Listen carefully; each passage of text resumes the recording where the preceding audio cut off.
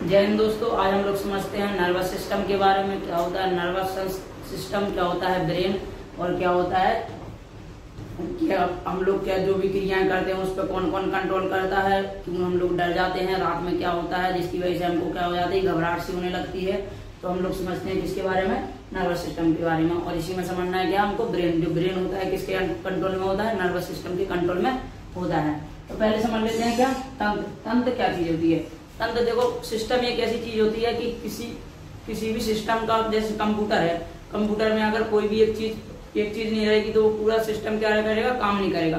जैसे कंप्यूटर रहेगा उसमें कीबोर्ड नहीं रहेगा तो वो काम नहीं करेगा, या फिर माउस हटा देंगे तो भी काम नहीं करेगा, या फिर उसमें से सीपीयू भी हटा दिया हमने तो भी ये काम नहीं करेगा। तो सिस्टम क्या होता है, एक पूरा सिस्टम होता है। अगर उसमें से किसी भी एक भाग को घटा देते हैं अपन, एक भाग को क्या कर देते हैं उसमें से हटा देते हैं तो वो काम नहीं करेगा। जैसे कि हमारा शरीर है, इस शरीर में से अगर हम हाथ काट देते हैं तो क्या होगा, ये जो हम हमारे हाथ करते हैं वो काम हम नहीं कर पाएंगे। अगर पैर हट जाते हैं, जैसे मान लो कि जो हम चल फिर पाते हैं तो हम चल फिर नहीं पाएंगे। तो एक सिस्टम होता है, जो पूरा सिस्टम होता है वो पूरा सिस्टम रहेगा तभी हमारा सही से कुछ भी कोई भी चीज होगी काम करेगी। तो आइए समझते हैं नर्वस सिस्टम के बारे में। नर्वस सिस्टम जो होता है, नर्वस सिस्टम में सबसे ज्यादा मोस्ट कौन होता है, ब्रेन होता है। क्या होता है, ब्रेन। नर्वस मतलब होता है कि किसी भी चीज को क्या करना, महसूस करना, ये सब चीजें कहलाती है नर्वस। तो उसमें सबसे ज्यादा मोस्ट क्या होता है, ब्रेन। सबसे ज्यादा मोस्ट नर्वस सिस्टम में कौन होता है, ब्रेन। अब ब्रेन जो होता है कहाँ पे होता है, हमारी कंकाल, इसमें खोपड़ी में होता है। ठीक है, तो ब्रेन जो होता है खोपड़ी में होता है। इस खोपड़ी में कौन सी हड्डी होती है जो उसको प्रोटेक्शन करती है, क्योंकि ब्रेन जो होता है हमारे शरीर का क्या है, नाजुक अंग होता है। कौन, ब्रेन। इसको अगर थोड़ी सी भी अगर इसको चोट वगैरह लग जाती है तो क्या करेगा, ये सही ढंग से क्या नहीं करेगा, अपना काम नहीं करेगा। तो जो उसकी रक्षा करता है, तो कौन सी क्या उसकी जो ब्रेन जिस हड्डी के अंदर रहता है, कौन सी हड्डी के अंदर रहता है, क्रेनियम नाम की हड्डी के अंदर रहता है। कौन सी हड्डी के अंदर, क्रेनियम नाम की हड्डी के अंदर रहता है। ये 8 हड्डियों का ये क्या होता है, एक जोड़ा होता है। मतलब 8 हड्डियां होती हैं, ये एक आपस में जुड़ी होती हैं। कौन सी हड्डी, क्रेनियम नाम की हड्डी। अभी जो 8 हड्डियों का क्या होता है, एक जो ग्रुप होता है तो किसी ना किसी से जुड़े होंगे। तो अगर किसी ना किसी से जुड़े होंगे तो उन जॉइंट को क्या कहते हैं, फाइब्रस जॉइंट कहते हैं। क्या कहते हैं, फाइब्रस जॉइंट। हिंदी में कहते हैं रेशेदार जोड़े। ये रेशेदार जोड़े बहुत ज्यादा मजबूत होते हैं। ये रेशेदार जोड़े जो होते हैं, फाइब्रस जॉइंट जो होते हैं, ये टूट नहीं सकते। जिस प्रकार से अपनी हाथ की हड्डी है जो यहाँ पे जुड़ी है, ये नॉर्मल जोड़ा है। इसमें अगर थोड़ा सा भी अगर उल्टा सीधा होगा ये टूट जाएगी। लेकिन जो फाइब्रस जॉइंट होते हैं ये क्या होते हैं, बहुत ज्यादा मजबूत होते हैं, बहुत ज्यादा मजबूत होते हैं। इस वजह से इसको यहाँ पे रखा गया है। ये कौन सी जोड़ होती है, फाइब्रस जॉइंट से जुड़ी होती है। कौन सी हड्डी, क्रेनियम नाम की हड्डी जुड़ी होती है। तो ये कितनी हड्डियां होती हैं, 8 जोड़ी हड्डी होती हैं। तो हमारा जो माइंड है कहाँ पर रखा है, क्रेनियम नाम की हड्डी के अंदर रखा है। क्रेनियम नाम की हड्डी क्या होती है, बहुत ज्यादा मजबूत होती है। अब क्रेनियम नाम की हड्डी है, उस हड्डी के ऐसा तो है नहीं है कि हड्डी के अंदर ही सीधा रख दिया होगा। जो माइंड है अपना सीधा हड्डी के अंदर रख दिया होगा। उसमें भी एक थैली पाई जाती है, पतली क्या होती है, एक थैली पाई जाती है। उसी के अंदर क्या रखा है, अपना माइंड रखा गया है। तो उस थैली का नाम क्या है, मेनिंजाइटिस। क्या नाम है, मेनिंजाइटिस। अगर अपने सर में अगर चोट लग जाती है तो उसको कौन सी हड्डी झेल लेती है, एक क्रेनियम नाम की हड्डी झेल लेती है। क्रेनियम नाम की हड्डी झेल लेती है। अगर लेकिन चोट अगर ज्यादा तेज लग जाए, अगर वो चोट कहाँ तक पहुंच जाए, मेनिंजाइटिस नाम तक की जो झिल्ली है, इस क्रेनियम नाम की हड्डी के नीचे कौन सी झिल्ली है, मेनिंजाइटिस नाम की झिल्ली है। अगर हमारे सर में अगर चोट लग जाती है और इस चोट में अगर क्रेनियम नाम की हड्डी जो होती है हमें बचा लेती है, लेकिन अगर चोट अगर आपको ज्यादा तेज लग गई है और वो कहाँ तक पहुंच गई, मेनिंजाइटिस झिल्ली तक पहुंच गई, तो क्या हो जाती है, मेनिंजाइटिस जो झिल्ली होती है ये क्या हो, इसको ये डिस्टर्ब हो जाती है। तो ये डिस्टर्ब हो जाने से कौन सी बीमारी हो जाती है, इससे मेनिंजाइटिस नाम की बीमारी हो जाती है।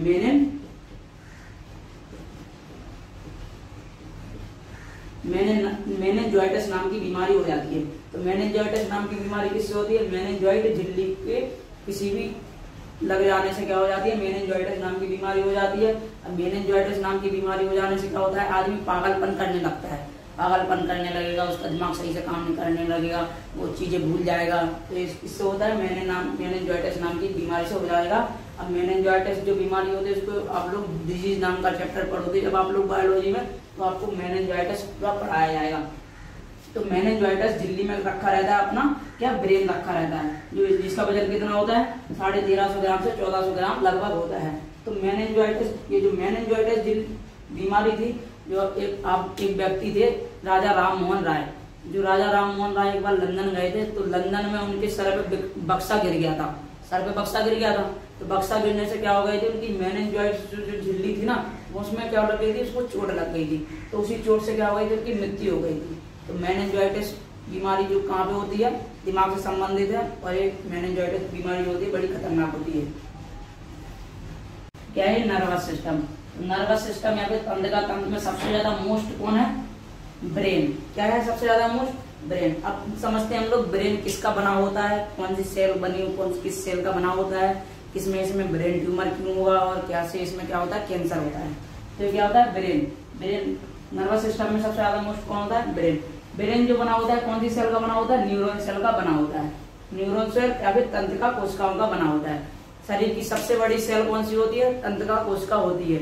न्यूरॉन सेल शरीर की सबसे बड़ी कोशिका कौन सी होती है, न्यूरॉन सेल होती है। न्यूरॉन सेल की एक खासियत होती है, इसमें जो न्यूरॉन सेल होती है, न्यूरॉन सेल में सेंट्रोसोम नहीं पाया जाता है। सेंट्रोसोम नहीं पाया जाता है, तो इसमें अगर चोट लग जाती है, अगर ब्रेन में अपने अगर चोट लग जाती है, तो सेंट्रोसोम जो क्या होता है, सेंट्रोसोम क्या करता है, उसको नई कोशिकाओं को बना देता है चोट लगने के बाद। जैसे अपना यहाँ पे हाथ है, इस हाथ में अगर चोट लग जाएगी तो इसमें क्या है, सेल पाई जाएंगी, नॉर्मल सेल पाई जाएंगी। इस नॉर्मल सेल में क्या पाया जाता है, सेंट्रोसोम पाया जाता है। तो वही सेंट्रोसोम क्या कर देता है, नई कोशिकाएं बना देता है, जिस वजह से हमारा जो घाव होता है भर जाता है। लेकिन जो न्यूरॉन सेल होती है, इस न्यूरॉन सेल में क्या नहीं पाया जाता है, सेंट्रोसोम नहीं पाया जाता है, सेंट्रोसोम नहीं पाया जाता है। अब इसमें सेंट्रोसोम नहीं पाया जाएगा न्यूरॉन सेल में, तो क्या करेगा, ये नई सेलों को नहीं बना पाएगा। और अगर नई सेलों को नहीं बना पाएगा, इसी वजह से इसको बहुत ज्यादा जो माइंड है अपना, इसलिए इसको क्या कर रखा है, बहुत ज्यादा सुरक्षित जगह रखा गया है। क्योंकि इसमें क्या होता है, नई सेलों को नहीं बना पाता है, इसमें चोट लगने के बाद नई सेलों को नहीं बना पाता है। लेकिन आप लोगों ने ये भी सुना होगा कि माइंड में कभी कभी ब्रेन ट्यूमर हो जाता है। तो अभी ब्रेन ट्यूमर किस वजह से होता है, ब्रेन ट्यूमर तो मतलब सेलों के बढ़ने से होता है ना, कैंसर। तो इसमें जो ब्रेन होता है तो 90% तो बनता है किससे, न्यूरॉन सेल से। लेकिन जो 10% होती है इसमें क्या पाई जाती है, ग्लियल सेल पाई जाती हैं। 90% पाई जाती है न्यूरॉन सेल। देखो 90% किससे बना है ब्रेन, न्यूरॉन सेल से। 10% बना है ग्लियल सेल से। जो 90% जो होती है इसमें तो सेंट्रोसोम पाया नहीं जाएगा, तो नई सेलों को नहीं बना पाएगा। लेकिन जो ग्लियल सेल होती है, ग्लियल सेल में अगर चोट लग गई, अगर चोट लग जाने के बाद ग्लियल सेलों में सेंट्रोसोम पाया जाता है, तो नई सेलों को क्या कर देता है, बना देता है। अभी नई सेलों को बना देता है, कभी कभी बहुत ज्यादा बना देता है, उसकी कोई जो लिमिट होती है उस लिमिट को क्या कर देता है, क्रॉस कर देता है। तो ये क्या होता है, घाव क्या हो जाता है, बड़ा होने लगता है, जिसको क्या कहते हैं, ब्रेन ट्यूमर कहते हैं। जिसको क्या कहते हैं, ब्रेन ट्यूमर। उसी ब्रेन ट्यूमर से क्या हो जाता है, माइंड में क्या हो जाता है, कैंसर हो जाता है और लोग मर जाते हैं। तो ब्रेन ट्यूमर किस वजह से होता है, ग्लियल सेल से होता है, ना कि किससे, न्यूरॉन सेल से।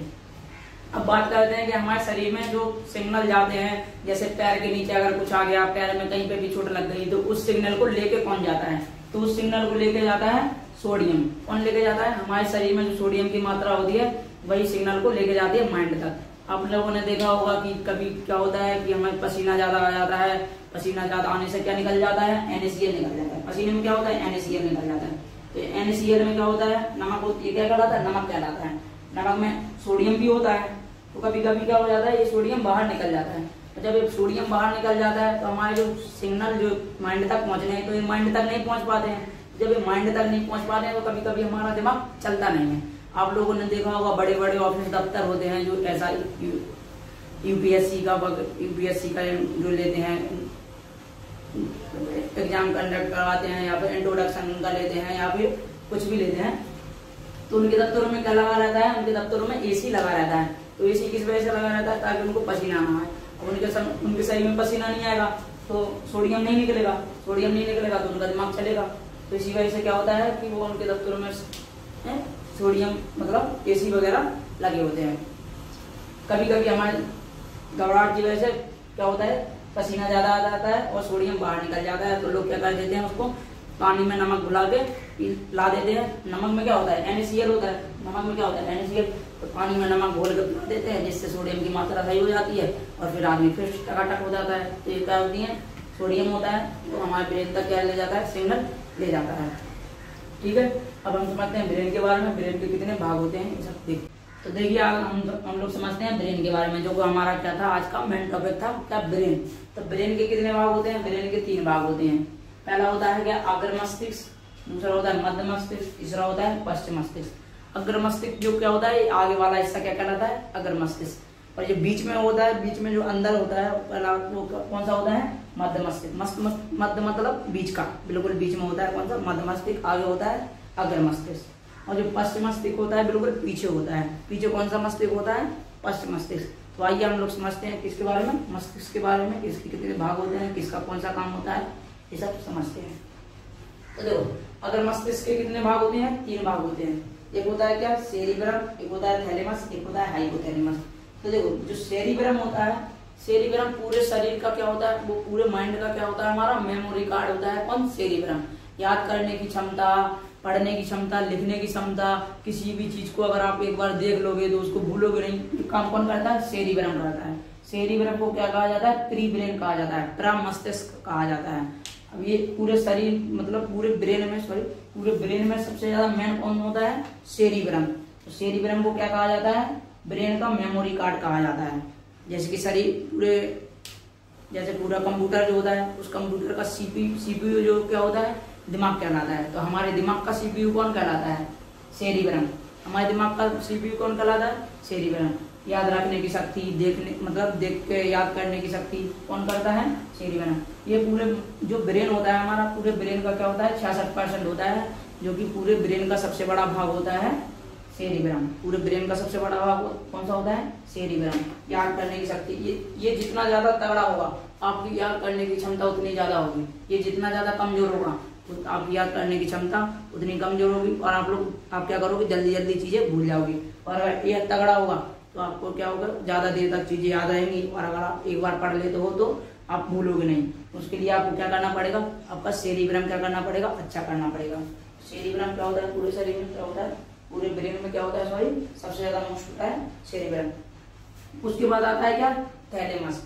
थैलेमस जो होता है, थैलेमस हमें ये बताता है कि बाहर का टेम्परेचर कैसा है। बाहरी ज्ञान का आवाज कौन कराता है, थैलेमस। जैसे कि बाहर क्या है, सर्दी है, गर्मी है, वर्षा हो रही, हमें किसी ने मार दिया, तो ये सब ज्ञान कौन कराता है, थैलेमस। क्या कौन कराता है, थैलेमस। बाहर का टेम्परेचर बताएगा, बाहर कितनी सर्दी है, हमें कितनी गर्मी लग रही, तो ये थैलेमस कहता है, क्या ब्रेन से कहता है। ब्रेन हमें बताता है कि अंदर क्या क्या, बाहर क्या क्या घटनाएं हो रही हैं। अगर आप पीछे ऐसे खड़े हैं, किसी ने आपको यहाँ पे पिन कर दिया, पिन कर देगा, मतलब आपको जो पिन करने का संदेश कहाँ पे गया, थैलेमस के पास। थैलेमस ने बता दिया ब्रेन को, ब्रेन ने क्या किया, उसको 1 मिनट में बता देगा कि कोई किसी ने बाहर से कुछ किया है। बाहर का ज्ञान कौन करता है, थैलेमस। और एक होता है क्या, हाइपोथैलेमस। हाइपोथैलेमस, तीनों भाग किसके भाग होते हैं, अग्र मस्तिष्क के। हाइपोथैलेमस और थैलेमस एक जैसे नाम है, तो इनके काम भी एक जैसे होंगे। ये होता है हाइपोथैलेमस। हाइपोथैलेमस क्या करता है, हाइपोथैलेमस अंदर का टेम्परेचर कंट्रोल करके रखता है। बाहर का टेम्परेचर कौन बताता है, थैलेमस। लेकिन शरीर के अंदर टेम्परेचर फिक्स रहता है, नॉर्मल फिक्स रहता है कि शरीर के अंदर का टेम्परेचर फिक्स रहता है, 37 डिग्री सेल्सियस रहता है नॉर्मली। लेकिन जब ये बढ़ने लगता है तो क्या होता है, हम लोगों को बुखार वगैरह चढ़ने लगता है। तो शरीर के अंदर का टेम्परेचर कौन फिक्स करके रखता है, हाइपोथैलेमस। यही हाइपोथैलेमस क्या होता है, हम लोगों को गुस्सा दिलाता है, हम लोगों के अंदर प्रेम, किसी को देख के अट्रैक्शन होता है, तो वो अट्रैक्शन किसकी वजह से होता है, हाइपोथैलेमस की वजह से। भूख किसकी वजह से लगती है, हाइपोथैलेमस की वजह से। प्यास किसकी वजह से लगती है, हाइपोथैलेमस की वजह से। तो जो भी घटनाएं होती हैं, ज्यादातर घटनाओं का आभास कौन कराता है, हाइपोथैलेमस कराता है। किसी को देख के किसी को हमें अच्छा लगने लगता है, तो वो संदेश कहाँ पे जाता है, हाइपोथैलेमस पे जाता है। अब ये हाइपोथैलेमस जो होता है, ये हाइपोथैलेमस ज्यादा तेलीय पदार्थ खाने से या फिर ज्यादा चटपटा खाने से क्या हो जाता है, कमजोर हो जाता है। क्या हो जाता है, कमजोर हो जाता है। तो इस वजह से आप लोगों ने देखा होगा, जो साधु संत होते हैं तो वो क्या करते हैं, ज्यादा तला हुआ खाना नहीं खाते, ज्यादा ज्यादा चरचरा मतलब ज्यादा जो तीखा खाना है वो नहीं खाते, क्योंकि उनका जो हाइपोथैलेमस हो जाएगा, क्या हो जाएगा, एक्टिव हो जाएगा। अगर वो एक्टिव हो जाएगा तो उनके अंदर भी ये सारी घटनाएं होने लगी, उन्हें क्रोध आने लगेगा, उन्हें प्यार हो जाएगा। तो ये सब घटनाएं किससे होती हैं, हाइपोथैलेमस से। तो आप लोग भी क्या करिए, ज्यादा तीखा खाना मत खाइए, ज्यादा नमकीन मत खाइए, वरना क्या हो जाएगा, आपका हाइपोथैलेमस एक्टिव हो जाएगा। और अगर हाइपोथैलेमस हो जाएगा तो आप लोग क्या करने लगोगे, लाल पीला हरा ज्यादा करने लगोगे। तो आप लोगों को लाल पीला हरा नहीं करना है, आप लोगों को अपना थैलेमस क्या करना है, कंट्रोल में रखना है। और ये कंट्रोल किस वजह से हो सकता है, ज्यादा स्पाइसी ना खाने से या तेलीय पदार्थ ना खाने से। इसको एक्टिव नहीं होने देना है ज्यादा हाइपोथैलेमस को। अब आते हैं क्या, मध्य मस्तिष्क। मध्य मस्तिष्क का कितने भाग होते हैं, मध्य मस्तिष्क के 2 भाग होते हैं। एक होता है क्या, कार्पोरा, एक होता है सेरिबल पेंडिकल, एक होता है सेरिबल पेंडिकल। देखते हैं कार्पोरा।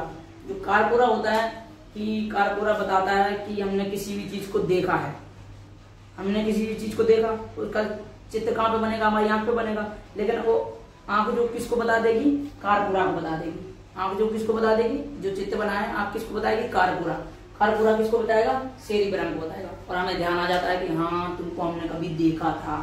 तो कभी आप लोगों ने किसी को देखा हो, सामने वो व्यक्ति आ जाता है, तो उसका चित्र कहाँ पे, आंख पे बन जाता है। आंख पे बनने के बाद वो कार्पोरा पे जाएगा। कार्पोरा किसको बताएगा, सेरिब्रम को बताएगा। सेरिब्रम का क्या काम है, मेमोरी कार्ड, याद करने की क्षमता। तो ये कार्पोरा किससे कहता है कि सर्च करो इसको, कहीं पे देखा तो नहीं है। तो सेरिब्रम सर्च करता है उसको और देखता है कि हाँ इसको कहीं पे देखा है। तो देखने की क्षमता और सुनने की क्षमता। कभी कभी ऐसा भी होता है कि आप लोग क्या करते हो कि किसी की आवाज सुन के ही आप लोगों को पता चल जाता है कि ये किसकी, ये इस बंदे की आवाज है। तो हम लोगों को जो आवाज जब हम लोग आवाज सुनते हैं तो आवाज कहाँ पे जाती है, कार्पोरा पे जाती है। कार्पोरा कहता है सेरिब्रम से, सेरिब्रम एकदम से ध्यान कर लेता है कि ये उस बंदे की आवाज है और आप उसकी आवाज पहचान जाते हो। तो ये कार्पोरा का क्या काम होता है, देख के सुन के पता लगाता है कार्पोरा। एक होता है क्या, सेरिबल पेंडिकल। सेरिबल पेंडिकल देखो क्या होता है, सेरिबल पेंडिकल बिल्कुल यहाँ पे होता है। ये वाला जो पीछे वाला हिस्सा होता है, गर्दन के पीछे वाला हिस्सा, मतलब ब्रेन के निचले वाला हिस्सा, ये वाला कहलाता है स्पाइनल कॉर्ड। स्पाइनल कॉर्ड पूरा पीछे तक होता है। रीढ़ की हड्डी जो होती है उसको क्या कहते हैं, स्पाइनल कॉर्ड कहते हैं। तो सेरिबल पेंडिकल किसको कनेक्ट करके रखता है,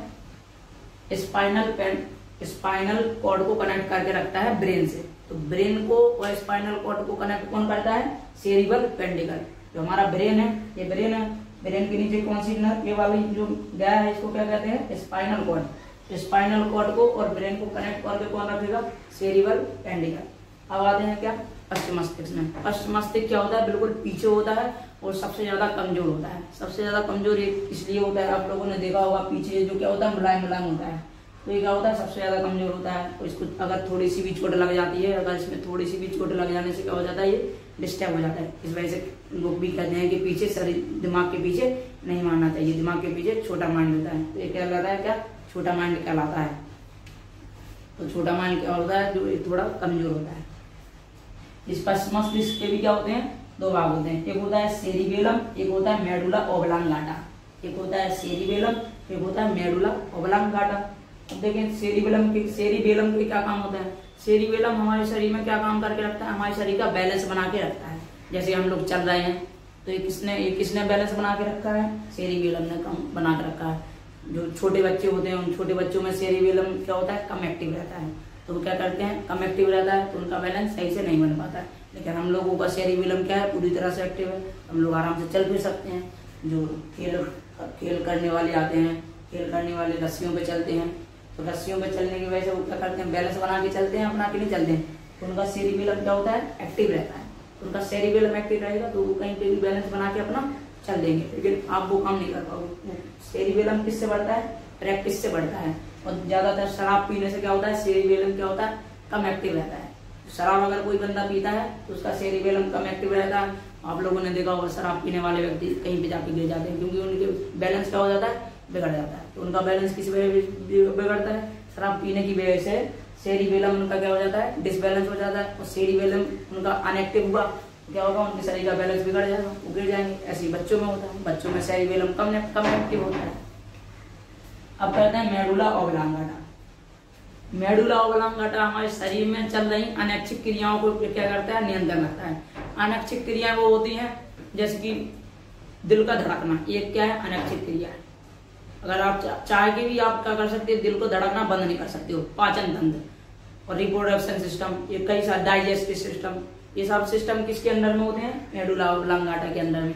आप लोग खाना खाते हो, खाना अपने मुंह में रख दिया आप लोगों ने, अंदर चला गया, अब अंदर तो आप जाके कुछ करोगे नहीं, अंदर काम कौन करेगा, मेडुला ऑब्लांगाटा। मेडुला ऑब्लांगाटा जाएगा अंदर, जो पचाना पुचना जो भी उसमें से प्रोटीन निकालने हैं, कार्बोहाइड्रेट निकालने हैं, सब कुछ निकालने भूल के क्या कर देगा, पचा देगा उसको।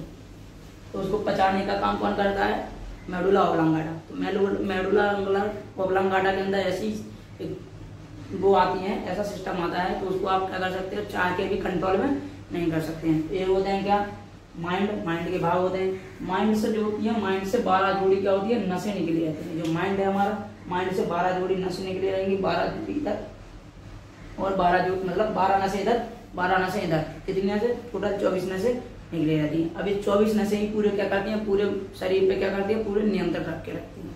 पूरे शरीर पे नियंत्रण कौन रखता है, यही 12 जोड़ी नसें पूरे ब्रेन पे आके बताती हैं तो क्या क्या हो रहा है बाहर। और मेडुला ऑब्लांगाटा होता है, क्या होता है, टेम्परेरी दिमाग भी होता है। मेडुला ऑब्लांगाटा को समझते हैं, देखते हैं मेडुला ऑब्लांगाटा समझते हैं हम लोग। स्पाइनल कॉर्ड के बारे में, स्पाइनल कॉर्ड क्या होता है, अब मेरुरज्जु क्या होता है, इसको क्या कहा जाता है, सेकंड ब्रेन कहा जाता है। क्या कहा जाता है, सेकंड ब्रेन। सेकंड ब्रेन इसको इसलिए कहा जाता है, अपने शरीर का पूरा नियंत्रण कौन रखता है, ब्रेन रखता है। लेकिन कभी कभी क्या होता है, अपना ब्रेन क्या होता है, कभी कभी किसी काम में क्या होता है, व्यस्त होता है। किसी काम में अगर व्यस्त होता है तो क्या कह देता है, स्पाइनल कॉर्ड से क्या देता है कि तुम क्या करना है, इसमें थोड़ा ध्यान रखना, शरीर की कुछ भी क्रिया होंगी तो उस पर ध्यान रखना। देखते हैं पहले हम लोग सेकंड ब्रेन क्या होता है। स्पाइनल कॉर्ड जो होता है, ये जो मेरुरज्जु होता है, ये क्या होता है, रीढ़ की हड्डी के अंदर होता है। जो पीछे की जो रीढ़ की हड्डी होती है उसके अंदर होता है। जैसे अपनी ब्रेन था, उस ब्रेन कौन सी हड्डी के अंदर था, क्रेनियम नाम की हड्डी के अंदर था, क्योंकि वो क्रेनियम नाम की हड्डी क्या कर देती है, उसको प्रोटेक्ट कर देती थी ब्रेन को। तो स्पाइनल कॉर्ड को प्रोटेक्ट कौन करता है, रीढ़ की हड्डी। तो रीढ़ की हड्डी के अंदर होता है क्या, स्पाइनल कॉर्ड, लंबा सा होता है क्या, स्पाइनल कॉर्ड। ये ब्रेन की हड्डी हो गई, ये अंदर सा क्या होगा, स्पाइनल कॉर्ड होगा अंदर। तो ये कनेक्ट किससे होता है, ब्रेन से होता है। तो इसको क्या कहा जाता है, सेकंड ब्रेन कहा जाता है। स्पाइनल कॉर्ड को सेकंड ब्रेन कहा जाता है। कभी कभी हमारा ब्रेन क्या होता है, किसी काम में व्यस्त होता है। मान लो हम क्या कर रहे हैं, पढ़ रहे हो, और पढ़ रहे हो तो हमारा दिमाग क्या कर रहा है, पढ़ रहा है। ब्रेन हमारा कहाँ पे, पूरा पढ़ाई पे फोकस है। लेकिन क्या होता है, कभी कभी क्या हो जाता है, किसी ने हमें चौंका दिया तो हम लोग क्या कर देते हैं, चौंक जाते हैं। तो चौंक जाने की वजह से क्या होता है, जो हमारा स्पाइनल कॉर्ड है उसको क्या लग जाता है, ये नया नया काम करता है। लेकिन जो ब्रेन होता है, ब्रेन को तो आदत है हर एक चीज संभालने की।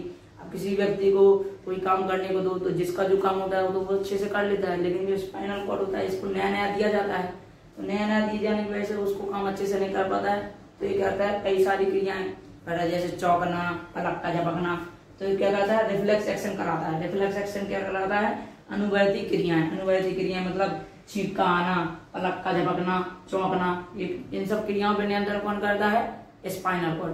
तो स्पाइनल कॉर्ड क्या होता है, इसको सेकंड ब्रेन कहा जाता है। जब हमारा ब्रेन कहीं पे और क्या रहे, व्यस्त रहे, तो पूरा शरीर किसके अंदर में होता है, स्पाइनल कॉर्ड के अंदर होता है। स्पाइनल कॉर्ड से क्या होती है, 31 जोड़ी नसें निकलती होती है। हमारे ब्रेन से कितनी निकल रही थी, ब्रेन से निकल रही थी 12 जोड़ी नसें, जो कि पूरे शरीर पर नियंत्रण कर रही थी। लेकिन ये तो 31 जोड़ी नसों के साथ भी क्या कर सकता है, शरीर पे नियंत्रण नहीं कर सकता है। जब ये चौंक जाता है तो ब्रेन क्या कहता है, तुम नहीं संभाल पाओगे कुछ, अब हम ही देखते हैं। तो फिर बाद में क्या कर लेता है, ब्रेन अपना कंट्रोल ले लेता है और फिर ब्रेन सब कुछ देखने लगता है। तो स्पाइनल कॉर्ड के अंदर कितनी 13 जोड़ी नसें, 31 जोड़ी नसें निकली रहती हैं। 31 इस तरफ निकले रहेंगे, 31 इस तरफ निकले रहेंगे और पूरे शरीर में फैले होंगे। तो टोटल नसें कितनी हो गई, टोटल कितनी हो जाएंगी, 62 जोड़ी नसें हो जाती हैं। ब्रेन से कितनी निकलती थी, 12 जोड़ी, जबकि स्पाइनल कॉर्ड से 31 जोड़ी।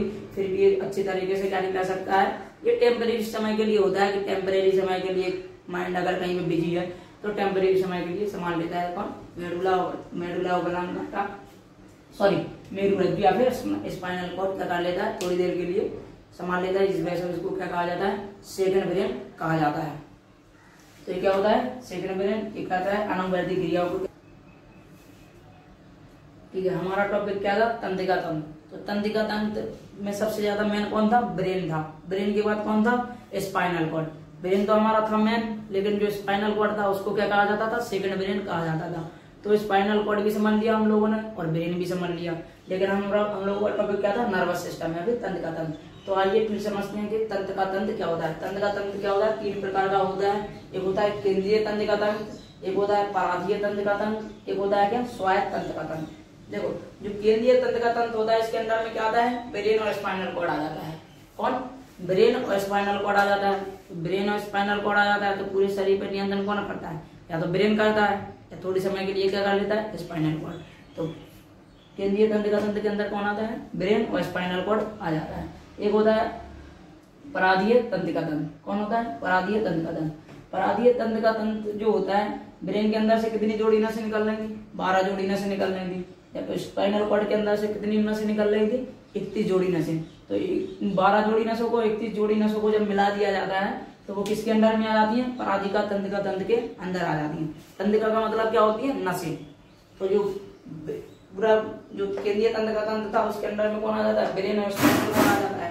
लेकिन जो पराधीय तंत्र का तंत्र है, पराधीय तंत्र का तंत्र के अंदर क्या आ जाता है, जो ब्रेन से 12 जोड़ी नसें निकलती हैं और स्पाइनल कॉर्ड से 31 जोड़ी नसें निकलती हैं, किसके अंदर आती हैं, पराधीय तंत्र का तंत्र के अंदर आ जाती हैं। एक होती है क्या, स्वायत्त तंत्र का तंत्र। तो स्वायत्त तंत्र का तंत्र के अंदर क्या होता है, देखते हैं। ब्रेन से कितनी जोड़ी नसें निकल रही थी, 12 जोड़ी नसें। और स्पाइनल कॉर्ड से कितनी निकल रही थी, 31 जोड़ी नसें।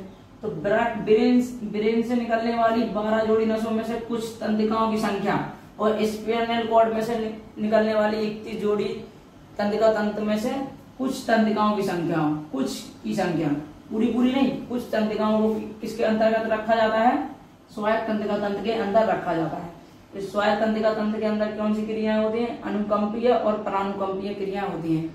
अब समझते हैं अनुकंपीय क्रिया क्या होती है। अनुकंपीय क्रिया वो होती है जैसे कि आपका कभी कभी क्या होता है, घबराहट की वजह से मुंह सूख जाता है, एकदम से पसीना आने लगता है, डर लगने लगता है। तो वह डर लग जाना, पसीना मुंह में से क्या हो जाना, थूक सूख जाना और पसीना आ जाना, ये सब क्रिया किसकी वजह से होती है, अनुकंपीय क्रियाओं की वजह से होती है। और उन्हीं क्रियाओं का वापस सही से हो जाना, जैसे कि आप लोगों को क्या लग रहा था, आप लोगों ने देखा कि अंधेरे में कोई खड़ा है तो आप लोगों को क्या लगा कि कोई है। जब कोई है आप लोगों ने पास में आके देखा तो पास में आप लोगों ने देखा अरे कोई नहीं है, ऐसे ही है, तो वो हो जाते, आप नॉर्मल हो जाते। तो नॉर्मल होने की घटना क्या लाती है, क्या, परानुकंपीय। अगर आप डर जाते हो, डरने के बाद आपको पसीना आ गया, मुंह का थूक सूख गया, तो ये कौन सी क्रिया हो जाएगी, अनुकंपीय क्रिया है। लेकिन जब आप देखोगे उसमें तो अरे ये तो कुछ नहीं है, तो कोई कुत्ता वगैरह है, तो अगर कोई कुत्ता वगैरह निकलेगा तो आपका डर क्या हो जाएगा, चला जाएगा। और आपका जब डर चला जाता है तो वो अनुकंपीय क्रिया जो हो रही थी वो क्या हो जाती है, परानुकंपीय में परिवर्तित हो जाती है। यानी कि आपका धीरे धीरे डर समाप्त होने लगता है, तो आपका पसीना जो निकलता है वो बंद हो जाता है, जो आपका मुंह में थूक खत्म हो जाता है वो भी थूक वापस आने लगता है। तो ये क्या होती है, अनुकंपीय क्रिया और परानुकंपीय क्रिया, जो किसके अंतर्गत आती है, नर्वस सिस्टम के अंतर्गत आती है। तो आप इसका स्क्रीनशॉट ले सकते हो। तो ये क्या हो जाएगा, हमारा तंत्रिका तंत्र समाप्त हो गया और इसमें क्या हो गया है, हमने पूरा ब्रेन भी समझा दिया है। तो ये हमारी वीडियो आज यहीं पे क्या होती है, खत्म होती है। इसमें आपको पूरा ब्रेन समझा दिया है। अगर आपका कोई डाउट हो तो आप कमेंट में आके बता दीजिए कि कोई डाउट है, और आप कमेंट में ये भी बता दीजिए कि आगे किस मैटर पर वीडियो बनानी है, और इसको क्या कर दीजिए, शेयर कर दीजिए।